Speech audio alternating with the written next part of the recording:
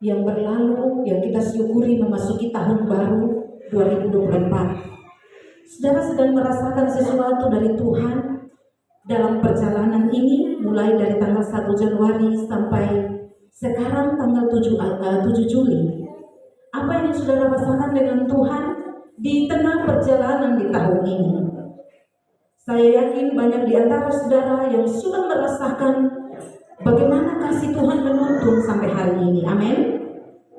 Saya secara pribadi sungguh merasakan kasih Tuhan yang luar biasa di tahun 2024. Mulai dari awal tahun sampai hari ini, Tuhan menyatakan begitu banyak hal yang di luar pikiran manusiawi saya. Saya bersyukur dan bertumbuh di dalamnya. Semakin saya mau berkata bahwa saya cinta Yesus, saya mengasihi Allah yang saya layani, saya mengasihi Dia yang menyelamatkan saya. Sampai hari ini, detik hari ini, iman saya belum goyah. Amin, Bapak Ibu yang dikasihi Tuhan. Puji akan nama Tuhan. Memasuki bulan Juli ini, saya punya banyak sekali alasan yang mendorong hati saya untuk memberikan satu tema bagi jemaat ini untuk kita renungkan bersama-sama. Satu jemaat yang kecil, kawanan yang kecil di tengah-tengah kota Kalabahi. Bersyukur saudara, setiap bulan saudara disuguhi dengan tema-tema yang baru yang dipelajari setiap bulan berjalan. Dan kalau saudara geluti itu, saudara bertumbuh di dalamnya. Amin. Dan masuk pada bulan ini, saudara, saya tertantang sekali untuk berbicara kepada kita semua mengenai satu tema yang sebenarnya itu sangat penting dan itu adalah akar dari kekristenan. Tema ini, saudara dikasihi Tuhan, jujur selama gereja ini berdiri, ya gereja Sola Fide berdiri, saya sering memakai tema-tema di setiap bulannya. Tetapi saya di tahun 2024 ini saya baru angkat tema ini. Tema yang bulan lalu itu sudah kita renungkan beberapa tahun itu sudah saya pikir kemarin itu 2 kali, karena waktu kita di Bunga Waru saya sempat mengangkat tema itu untuk kita renungkan, ibadah yang berkenan kepada Tuhan. Lalu kemarin bulan Juli kita renungkan itu, tetapi tema yang di bulan Juli ini saya baru angkat itu. Bapak Ibu yang dikasihi Tuhan, memasuki bulan Juli saya terdorong sekali untuk membawa kita merenungkan tentang Kristologi. Bapak Ibu saudara, ketika saudara mendengarkan istilah ini, tentunya kalau ada logi-loginya, pasti saudara akan bilang, kita bukan orang teologi jadi. Nah, bisa jadi begitu ya. Karena seringkali yang namanya teologi itu selalu dikaitkan dengan pendeta, selalu dikaitkan dengan orang-orang yang bersekolah Alkitab. Lalu kita berkata bahwa saya tidak bisa belajar teologi, saya tidak terpanggil, saya tidak bisa di situ, saya hanya bisa bekerja dan beribadah saja. Hello, Bapak Mama saudara dikasihi Tuhan, tahukah Anda bahwa dalam keseharian pun Anda sedang berteologi? Ketika kita berbicara kepada seseorang tentang Tuhan, yaitu Anda sedang berteologi. Amin. Ketika kita menyaksikan kasih Tuhan bagi orang lain, kita sedang berteologi. Ketika kita berbicara tentang Yesus, kita sedang berteologi. Ketika kita berbicara tentang Allah dan mahakaryanya, kita sedang berteologi. Jadi saudara, jangan sedikit alergi dengan yang namanya logi-logi atau teologi. Ya, jangan. Karena dimanapun kita berada, ketika kita berbincang-bincang tentang Yesus pun, kita sedang berteologi. Entah itu dalam acara formal maupun non-formal, kita sedang berbicara tentang Tuhan. Itu artinya bahwa kita sedang berteologi. Jadi, di bulan ini kita akan belajar tentang Kristologi. Apa itu Kristologi? Saudara, Kristologi berasal dari 2 kata mendasar, yaitu Christ dan Logos. Christ berbicara tentang Kristus dan Logos adalah Injil, ya, atau ilmu yang mempelajari tentang Kristus, Kristologi, ya.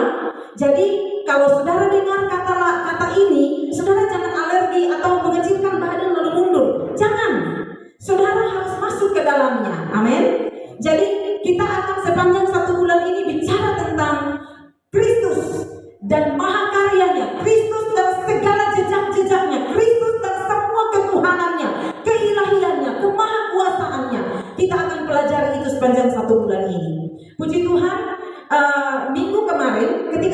membuat warta, saya sebenarnya seharusnya itu bulan ini baru tahu tema ya, tapi entahlah kenapa di tanggal 30 Juni saya sudah tahu tema bulan Juli. Dan rupanya saudara, Pak Yulis beliau memperhatikan hal-hal yang detail di warta kita. Dan seharusnya itu tidak diumumkan juga. Waktu minggu kemarin tidak diumumkan secara lisan di sini waktu pengumuman. Saya ikuti dengan baik, ternyata pewarta tidak mewartakan tentang tema bulan Juli. Karena memang minggu kemarin baru Juni. Tapi saudara, saya sudah tahu itu di bulan Juni. Dan memang benar kata Pak Habel, sepertinya Tuhan itu merancangkan semua ini ya, waktu kami ibadah di hari Kamis di rumahnya beliau. Jadi dalam kondisi saya tidak sadar, saya menaruh tema bulan Juli di warta bulan Juni. Dan memasuki awal bulan Juli, kami ibadah rumah tangga kemarin Kamis di keluarga Pak Habel. Pak Yulis sudah memulai dengan tema tentang Kristologi. Bapak Ibu Saudara, saya sangat diberkati sekali. Garis besar yang beliau paparkan dalam ibadah rumah tangga kemarin adalah mengenai kalau garis besar yang saya tangkap adalah ketuhanan Yesus, ya Pak ya, ketuhanan Yesus dan karyanya, penyelamatannya dan berbagai macam hal yang kita dapati di dalam ibadah rumah tangga kemarin. Tapi yang saya perhatikan garis besar yang ditekankan di situ mengenai ketuhanannya. Bapak Mama kekasih-kekasih Tuhan, pagi hari ini saya ingin membawa kita untuk dari tema ini untuk kita belajar sedikit mengenai Yesus, puncak dari wahyu Allah. Yesus itu puncak dari segala pewahyuan atau wahyu Allah. Mari kita perhatikan baik-baik, kita baca dulu pembacaan kita, dasar yang ingin saya bawa untuk kita renungkan pagi hari ini. Mendasari khotbah saya pilih Ibrani 1 ayatnya yang pertama hingga ayatnya yang keempat. Ibrani pasal 1 ayat 1 hingga ayatnya yang keempat. Mari kita bangkit berdiri bersama-sama dan kita akan membacakan ayat-ayat ini secara bergantian seperti biasanya. Saya ayat 1, Bapak Ibu sekalian ayat 2, kita bergantian hingga ayatnya yang keempat. Allah berfirman dengan perantaraan anaknya. Setelah pada zaman dahulu, Allah berulang kali dan dalam berbagai cara berbicara kepada nenek moyang kita dengan perantaraan nabi-nabi.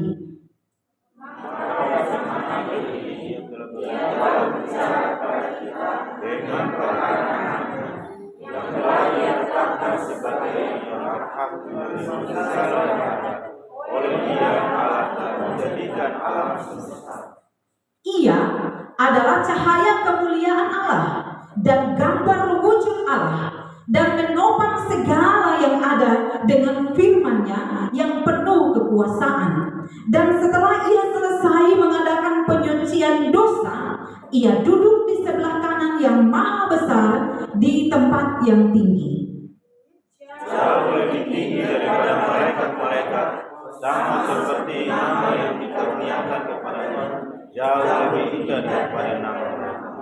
Terima kasih, silakan duduk Bapak Ibu yang dikasihi Tuhan. Oh ya, saya mau kasih tahu dulu kenapa saya pilih tema ini. Bapak Mama Saudara, saya menyadari benar bahwa akar dari iman kita itu harus tergantung dari kristologi. Itu pertama. Yang kedua, setiap tahunnya kita selalu merenungkan, kalau tiba pada hari Pentakosta, kita selalu merenungkan tentang pribadi Roh Kudus dan karya-karyanya. Itu sudah paten setiap tahun berjalan. Lalu kristologi ini jarang, saudara. Memang kalau dalam khotbah-khotbah biasanya pasti ya, tidak terlepas dari namanya kita belajar tentang Yesus. Tetapi fokus ke arah itu tidak ada. Itu yang kedua. Yang ketiga, kenapa saya angkat ini, saudara? Karena jemaat pun harus tahu. Saudara perhatikan sekarang, saudara, dengan perkembangan teknologi yang begitu canggih dan luar biasa, sehingga membuat banyak orang, saudara, tidak perlu lagi ke sekolah Alkitab untuk belajar, tetapi begitu banyak teologi-teologi yang dipaparkan melalui media-media yang tersedia bagi kita, media massa maupun media elektronik, media-media sosial. Lalu saudara, begitu banyak orang Kristen membaca sendiri, meramu sendiri, lalu tidak banyak dari orang Kristen sudah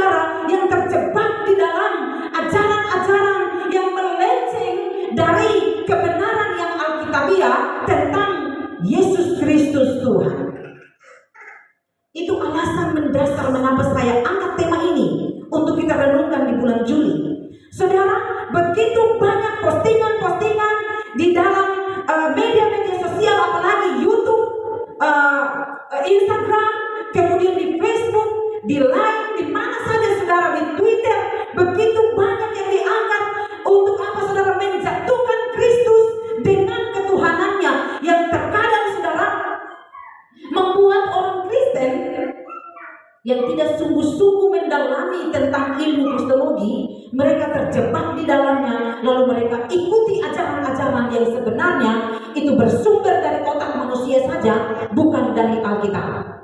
Amin, Bapak Ibu. Kita harus belajar kebenaran tentang Kristus Yesus Tuhan yang kita akui sebagai Tuhan dan Juru Selamat kita, itu belajar dari Alkitab, bukan dari apa kata orang. Amin.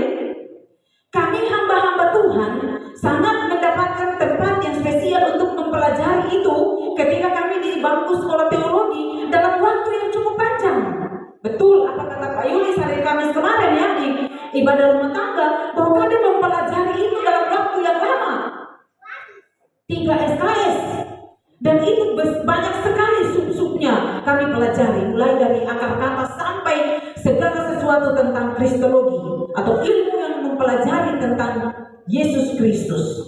Nah, Bapak Mama kekasih-kekasih Tuhan, kira-kira hal itu yang menjadi pertimbangan saya dan sangat mendorong saya untuk kita akan belajar tentang ilmu Kristus atau ilmu yang mempelajari, disiplin ilmu yang mempelajari tentang Kristus dan keberadaannya di dalam kekristenan kita, di dalam iman kita. Baiklah, lanjut masuk kepada tema yang ingin saya seberangkan bagi kita di minggu pertama ini. Sebenarnya ini sudah kedua kali, karena hari Kamis kemarin kita sudah dengar banyak sekali yang Pak Yulis paparkan tentang ketuhanan Kristus. Hari ini saya ingin membawa kita melihat Yesus Kristus yang adalah puncak daripada wahyu Allah. Bapak Mama saudara yang dikasihi Tuhan Yesus Kristus, tahukah saudara apa itu wahyu? Wahyu itu adalah nubuatan, itu sama juga dengan nubuatan. Kalau bahasa teologinya adalah apokaliptik, begitu ya saudara. Jadi segala sesuatu yang belum terjadi itu sudah diungkapkan, itu sudah disampaikan sebelum dia terjadi. Kira-kira itu makna sederhana dari kata wahyu, ya. Jadi Yesus Kristus adalah puncak dari wahyu Allah. Mengapa saya katakan demikian, Bapak Mama saudara yang dikasihi Tuhan? Dari ayat-ayat yang kita baca akan saya bagikan menjadi 3 poin besar untuk kita renungkan mengenai ini. Tetapi terlebih dahulu saya ingin membawa kita untuk melihat terlebih dahulu tentang wahyu tentang Yesus ini. Saudara tahu, hampir dari kitab Kejadian sampai kepada Maliaki, Perjanjian Lama, itu ada wahyu tentang Yesus. Jadi, kalau saudara dalam keseharian bersama dengan keluarga, bersama dengan rekan kerja, bersama dengan sahabat-sahabatmu yang sering sekali meragukan ketuhanan Yesus, yang sering sekali merendahkan Yesus Kristus yang saudara dan saya sembah, saudara bisa menjawab itu. Amin. Perhatikan, dari Kejadian sampai Maliaki, saudara kalau telusuri baik-baik, di sana ada wahyu tentang Yesus yang termuat di dalamnya. Nah, sebelum masuk ke 3 poin besar ini saya bagikan kepada kita dari apa kata Ibrani, saya ingin membawa kita melihat terlebih dahulu dalam kitab Kejadian. Kejadian dulu, nanti kalau minggu-minggu depan saya akan selipkan Keluaran, Imamat, Bilangan, bagaimana Yesus tercermin di dalam kitab-kitab itu. Ya, tapi pagi ini saya kupas dulu di dalam Kejadian. Sebelum kita masuk di lebih dalam ya. Di dalam kitab Kejadian, saudara yang dikasihi Tuhan, kita akan menemukan Kristus di sana di dalam 2 cara. Yaitu yang pertama di dalam kata-kata nubuatan, yang kedua di dalam bentuk tipologi. Tipologi ini adalah sesuatu yang sama. Entah itu berbicara tentang manusia, benda, atau apapun itu yang sama dari yang lalu dengan yang sekarang. Tipologi, ya. Jadi ada tipologi Yesus di dalam kitab Kejadian. Demikian juga Keluaran, Imamat, Bilangan sampai ke Maliaki, saudara. Ya. Jadi kita lihat dulu di dalam kitab Kejadian. Kalau saya buka semua sampai di Maliaki, maka kita butuh waktu yang panjang. Kira-kira kita pulang makan siang, kita kembali lagi untuk kita lanjut belajar, begitu ya. Karena sampai Maliaki begitu. Tapi saya sudah men-setting itu, kira-kira saya akan bicara garis besarnya di dalam kitab Kejadian saja. Kemudian saya lanjut khotbah saya di Ibrani. karena itu ada sangkut pautnya ya.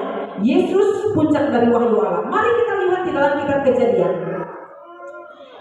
Saudara, nubuat dia ada dalam dua bentuk, yaitu nubuat dan tipologi. Yang pertama, saudara perhatikan nubuat. Nubuat berasal dari bahasa Ibrani, yaitu nebuah. Yang nebuah. Apa itu nebuah? Yang berarti prediksi, baik yang tertulis maupun secara lisan. Jadi dalam bahasa Inggris, kata profesi atau prophet yang biasa kita kenal dalam puji-pujian bahasa Inggris yang prophet, ya, itu saudara perhatikan berasal dari bahasa Yunani, yaitu pro yang artinya sebelum, ditambah akar kata dari panai yang artinya menyatakan, menjadi mengatakan sebelumnya, ya, dari bahasa Yunani.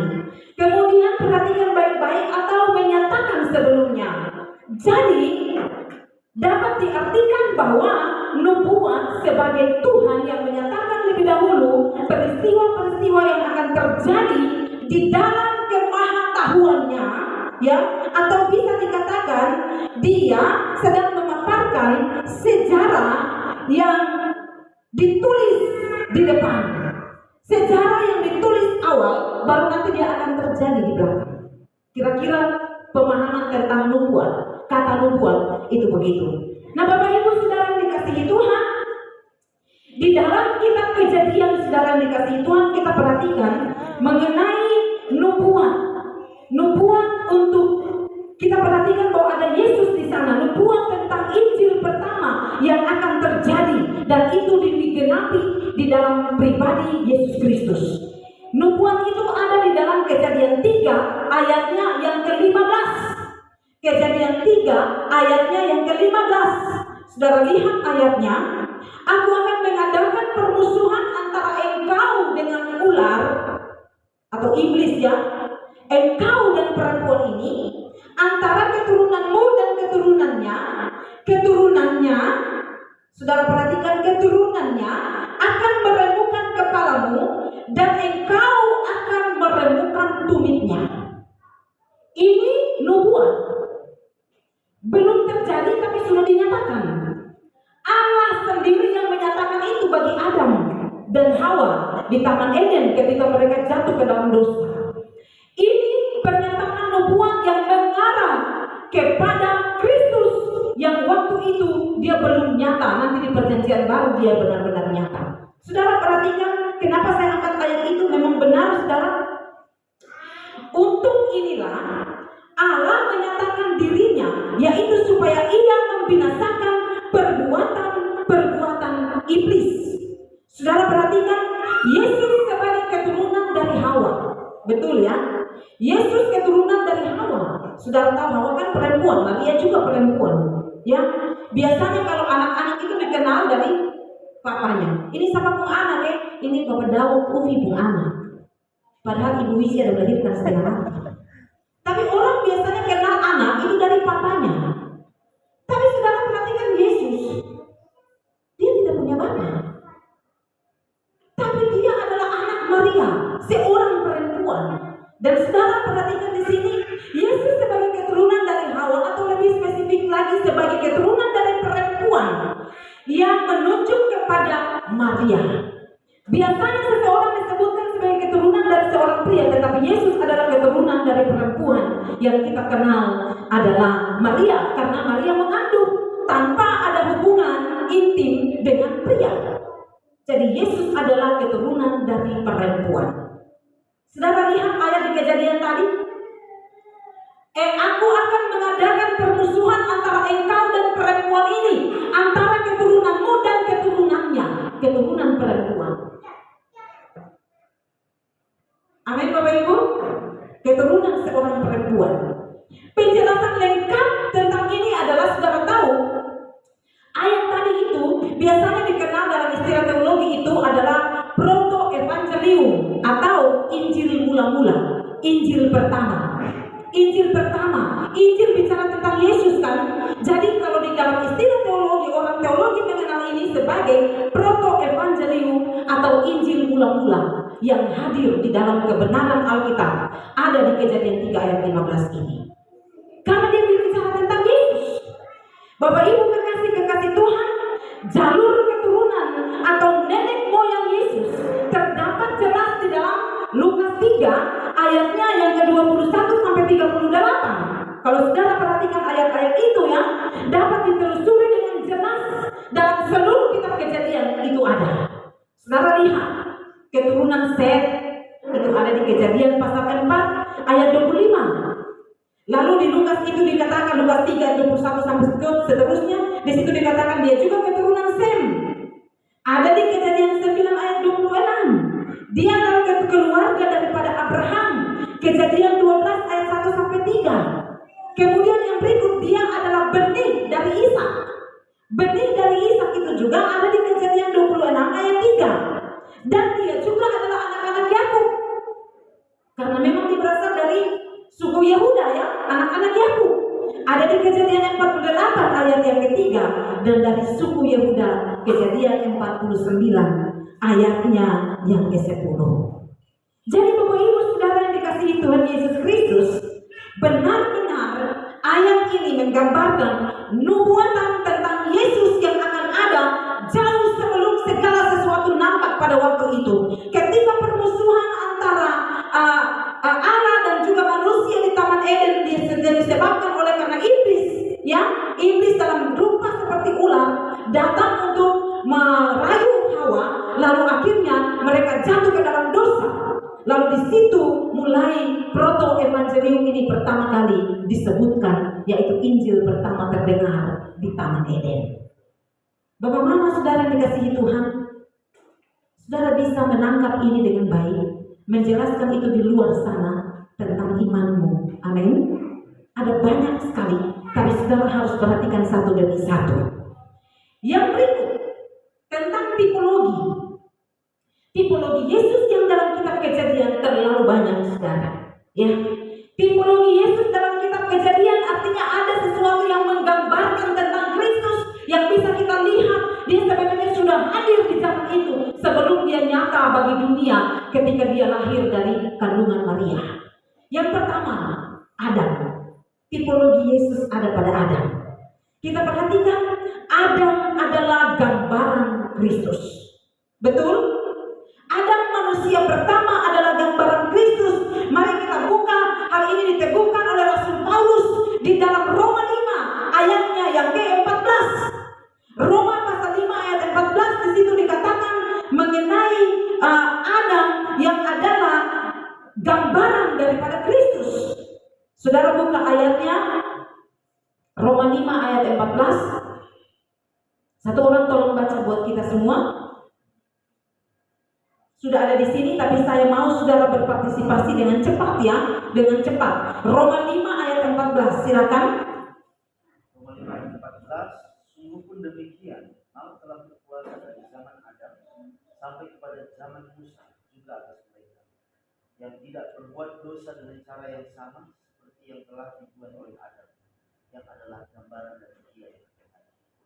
Dan Adam yang adalah gambaran daripada Dia yang akan datang. Ini bicara tentang siapa, saudara? Tentang Yesus yang akan datang. Karena memang Adam manusia pertama yang diciptakan serupa dan segambar dengan Allah. Diciptakan dari tangan Allah, seturut segambar serupa dengan Allah. Tetapi Adam jatuh ke dalam dosa, akhirnya gambar Allah itu, imago Dei Allah itu menjadi hancur.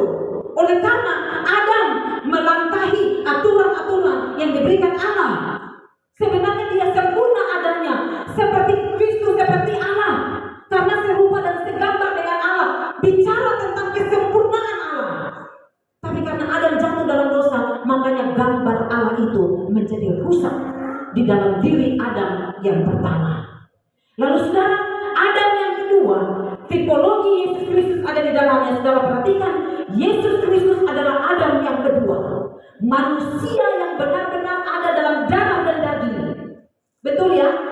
Yesus Kristus hadir dalam keberadaannya sebagai manusia. Lalu dia menghidupi segala sesuatu, manusia yang benar-benar sempurna adanya, yang karakternya, kehidupannya mencerminkan tentang keilahian Allah. yang adalah imago Dei atau seturut, serupa dan segambar dengan Allah. Manusianya Yesus yang 100% itu adalah manusia Adam yang pertama. Karena seturut dan serupa segambar dengan Allah. Dia tidak berdosa. Amin. Dia tidak berdosa. Dia tidak menghancurkan imago Dei Allah itu dalam rupanya sebagai manusia. Jadi dikatakan bahwa dia adalah Adam yang kedua. Ya. Mari kita perhatikan Kejadian 2 ayatnya yang ke-23. Lalu berkatalah manusia itu, inilah dia tulang dari tulangku dan daging dari dagingku. Ia akan dinamai perempuan sebab ia diambil dari laki-laki.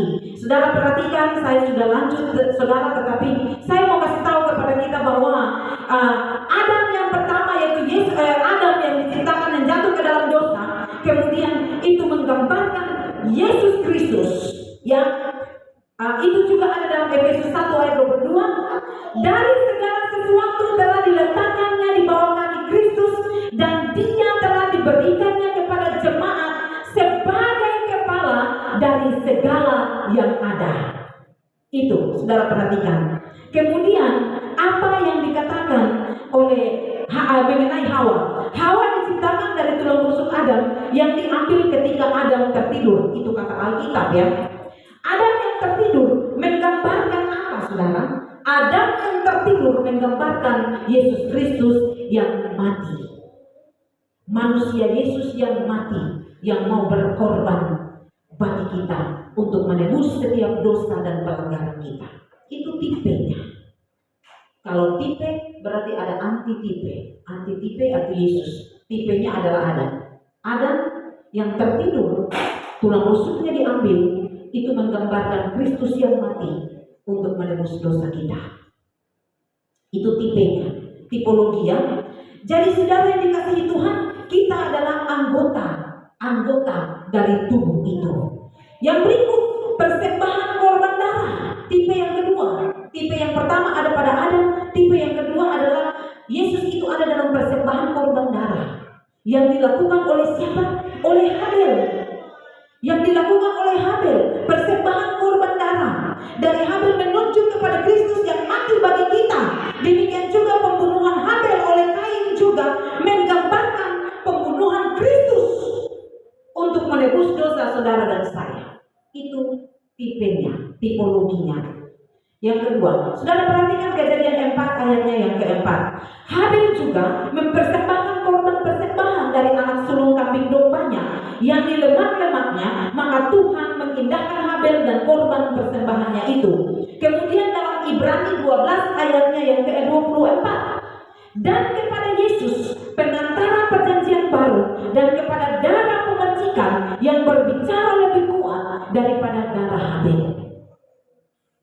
Saudara, ini tipologinya, tipenya. Waktu Habel, darah Habel yang tidak dikenal sebenarnya, maksudnya Kain langsung membunuh Habel karena apa? Karena ibadahnya Kain tidak diterima oleh Tuhan, ibadahnya Habel diterima oleh Tuhan dengan segala persembahannya. Lalu Kain iri hati dan membunuh Habel. Bapak mama saudara dikasihi Tuhan, ini juga darah Habel yang dicurahkan itu juga itu berbicara sama juga dengan darah Kristus yang tercurah bagi kita, korban darah. Jadi tipologinya yang kedua ada di situ. Tipologi yang ketiga di kitab Kejadian ada pada Nuh adalah pemberita kebenaran, sebagaimana halnya juga dengan Yesus Kristus. Ketika dia ada di dunia ini, Alkitab menegaskan bahwa Roh Kristus ada pada nabi-nabi di zaman dahulu.